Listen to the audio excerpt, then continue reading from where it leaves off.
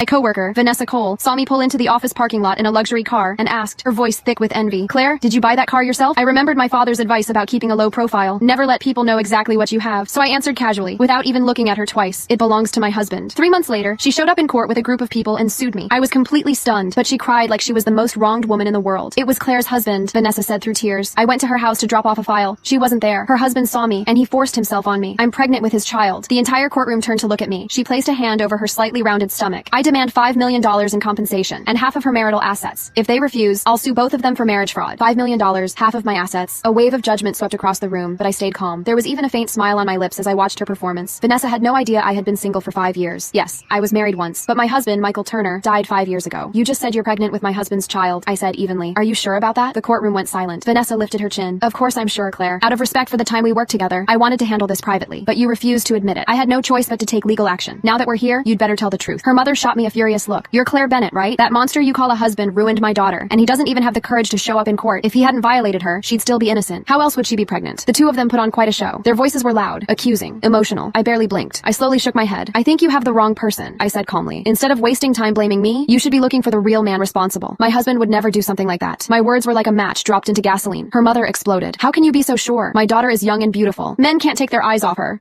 I'm sure your husband isn't some saint. If she hadn't gone to your house to deliver that file, she wouldn't have been attacked." Vanessa began crying harder, holding her stomach. "Because of him, my life is ruined," she sobbed. "I can't get married, and now I'm pregnant. The doctor said if I get an abortion, I might never have children again." She looked at me with red, swollen eyes. "My demands aren't unreasonable. $5 million for emotional damage and a share of your assets. After all, I'm carrying your husband's child. Your family is wealthy. Can't you afford that?" A faint, mocking smile appeared on my lips. "There it is," I said quietly. "The real you." Her face stiffened. "This was always about money, wasn't it?" Her eyes flickered for just a second. "I'm the victim here. Do I not have the right to see justice?" I leaned back in my chair. "Vanessa, you're more calculating than I thought." Her composure almost cracked, but I wasn't done. "You just said you're pregnant with my husband's child," I repeated calmly. "Say his name." She didn't hesitate. "Michael Turner." The name hung in the air. The room felt suddenly smaller. I folded my hands together and looked straight at her. "Michael Turner," I said slowly, "has been dead for 5 years." Silence fell like a heavy curtain, and for the first time since this circus began, Vanessa looked afraid. For a few seconds, no one moved. Vanessa's lips parted slightly, but no sound came out. Her mother was the first to react. "That's a lie," she snapped. "You're making that up to protect him." I didn't raise my voice. "I buried him," I said calmly. "There's a death certificate, a funeral, a grave." Murmurs spread across the courtroom. Vanessa's lawyer leaned toward her and whispered something urgently. I watched her swallow hard before straightening her back again. "You think this is funny?" she shot back. "I met him. I spoke to him. He told me his name was Michael Turner." I tilted my head slightly. "And you just believed that?" "He knew details about you," she insisted. "About your house, your habits. He answered a phone call from you while I was there. I heard your voice." That made my pulse shift slightly. I kept my face neutral. "You heard my voice?" "Yes," she said firmly. "He called you honey." A few people in the gallery exchanged looks. I let out a soft breath. "I haven't been called honey in 5 years." Her mother scoffed loudly. "You're twisting everything. My daughter is pregnant." The judge cleared his throat. "Ms. Bennett, are you officially stating that your husband is deceased?"